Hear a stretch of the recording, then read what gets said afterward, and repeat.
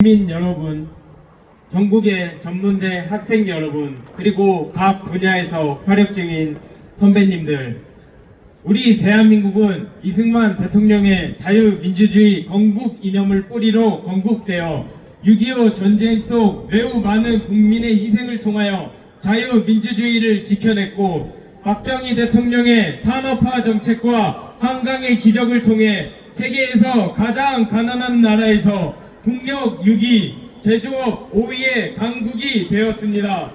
하지만 그 찬란했던 대한민국이 현재 침몰의 위기에 처해 있습니다. 단순히 국가 경제의 어려움을 넘어 자유민주주의를 기초로 하여 만들어진 자유민주주의의 상징인 헌법이 흔들리며 법치가 무너지고 있고, 국민에게 권력을 이양받아 운영되는 국회는 국민을 바라보지 않고 있으며, 민주주의에 꽂힌 선거는 여러 의혹 속에서 더럽혀질 뿐 정화되지 않고 있습니다. 또한 국가를 운영하는 행정부는 심각한 공백 상태에 있습니다. 대통령, 국무총리, 법무부 장관은 야당의 탄핵 난발로 직무가 정지되었고, 행정안전부 장관과 국방부 장관 또한 공석이며 여러 군 수뇌부가 파면되어 큰 혼란을 겪고 있습니다. 이 상황에서 적국의 침략이 발생한다면 우리의 국토와 국민의 안전을 보장할 수 있을지 의문이 듭니다. 이와 같은 혼란 속에서 국가 사회의 발전에 필요한 전문 직업인을 양성하는 것을 목적으로 하는 전문대학교의 학생이자 현장의 최일선에서 국가 발전을 위해 묵묵히 헌신하게 될 종사자로서 이 상황을 자시할 수 없었습니다. 우리의 손으로 기울어가는 나라를 다시 바로 세워야 합니다.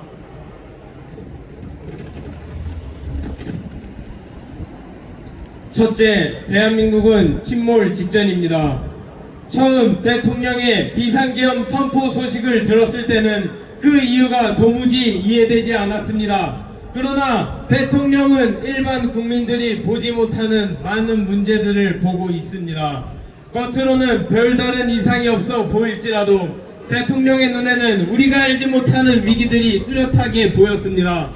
대통령이 보고받는 정보와 국제 정세에 관한 정보는 일반 국민들이 접할 수 없는 매우 중요한 내용으로, 그 정보들은 국가의 미래를 좌우할 수 있는 결정적인 요소들입니다. 이러한 정보들을 바탕으로 대통령께서는 비상계엄을 선포하신 겁니다. 처음에는 그 이유가 의문스러웠습니다.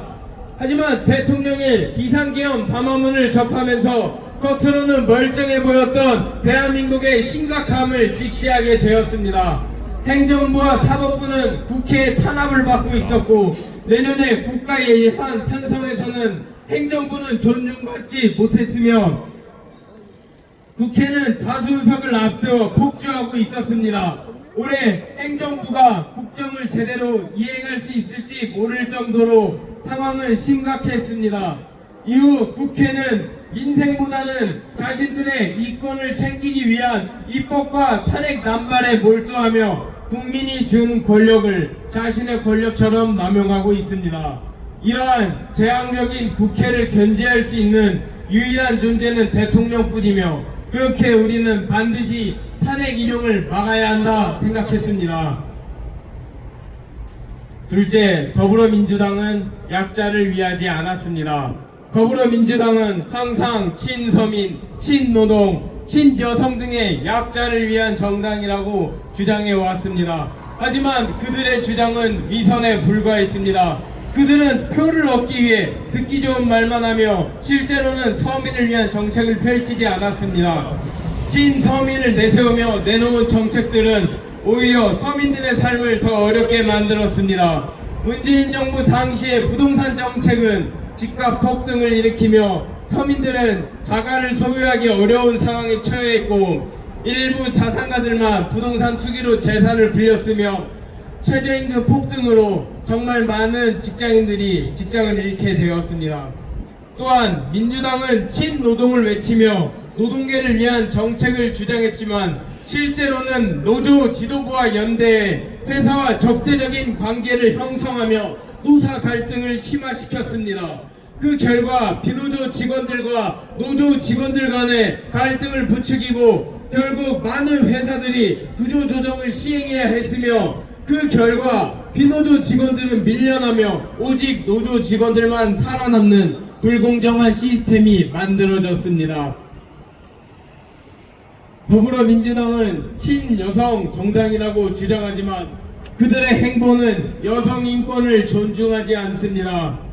2021년 지방선거 당시 서울시장과 부산시장은 부하 직원을 성폭행한 혐의로 물러나면서 민주당은 해당 지역구에 공천을 할 수 없었습니다. 하지만 그들은 당명을 바꿔가면서까지 후보를 공천하였고 이는 더불어민주당에겐 여성 인권보다는 지역구 후보 공천이 더 중요하다는 의사 표현이었습니다.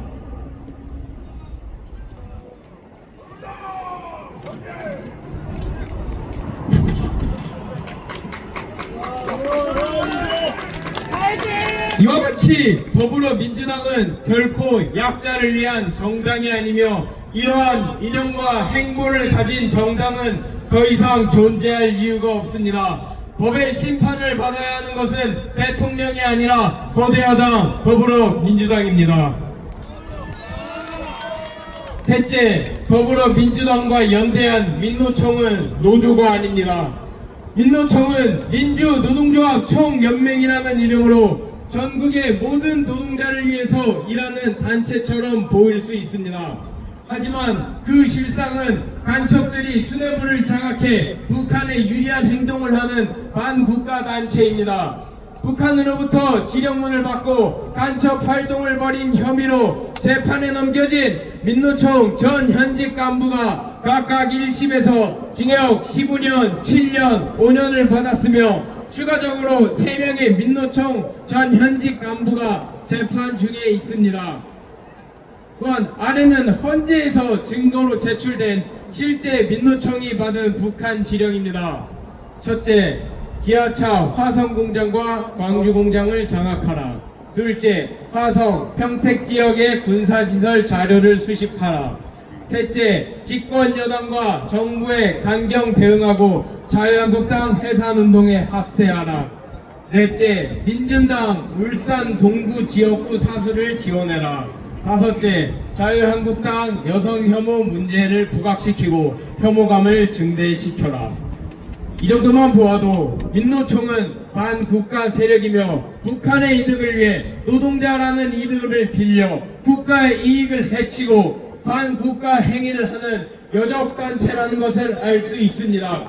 윤석열 대통령은 이러한 종북 반국가 세력들을 일도에 척결하고 자유헌정 질서를 지키며 국민의 자유와 안전, 국가의 지속 가능한 발전을 보장하고 미래 세대에 올바른 나라를 물려주기 위하여 불가피한 조치로 비상계엄을 선포하신 겁니다.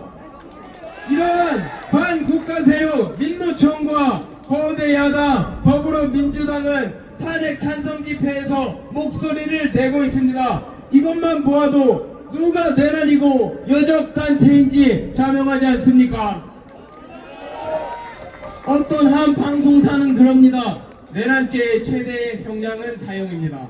이런 식으로 말했는데 그럼 제가 말합니다. 여적죄는 형량이 사형밖에 없습니다.